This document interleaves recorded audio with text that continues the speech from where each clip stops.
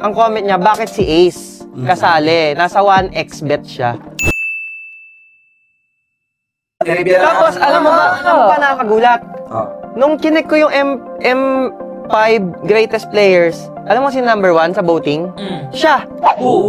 Bali nung nakita namin yung comment na yun, napasearch din ako. Sabi ko, kailangan natin confirm to. Is legit ba to? Legit? Nung pumunta ako sa Facebook page ni Is, lahat ng live stream niya, may UR. Actually, 2 years ago na siyang, upon checking dun sa mga live stream niya, sa mga page niya, 2 years ago na siyang nagpo-promote ng 1xbet.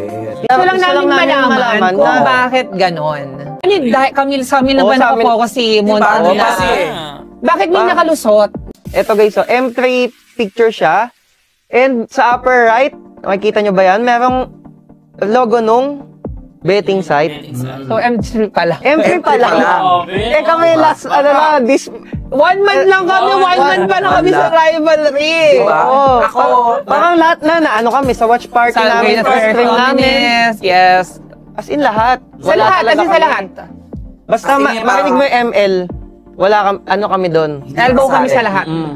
Tapos, nung nagulat ako, sabi ko, di ba, pumupupo nga ako, nakagan ako. Puta.